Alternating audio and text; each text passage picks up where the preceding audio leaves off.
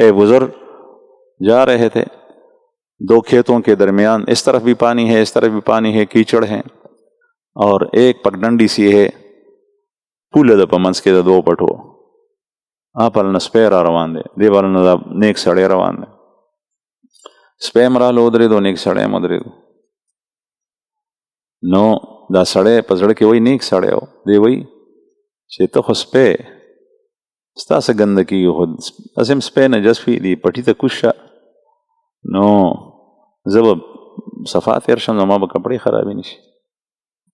نو سپی ورته وایي په خپل زبان حال سره چې زما نه نجس زیات دی، زما بدن ظاهري پلید دی خو زړه مې پاک دی، ستا په زړه کې خو ګند دی، تا ما ته سپک وکتل، زم د الله مخلوق یم تم د الله مخلوق، او تا چې دا کوم تکبر وکړو دا انتهایی خطرناک دی، او کله چې سړی په هغه کې کبر او لویي راشي نو هغه جنت ته هم نه داخلېږي. رسول الله صلی الله علیه وسلم فرمایي لا يدخل الجنة من كان في قلبه مثقال حبة من خردل من کبر. هغه سړی به جنت ته نه داخلېږي چې د یو شړشم د دانې عمر په هغه کې تکبر وي. نو تا کې کبر دی، دا دومره غټ نجاست دی او په زړه کې دی پروت دی، نو ته کوز شه، زه ولې کوز شم؟ دا فوراً دا بزرګ کوز شو.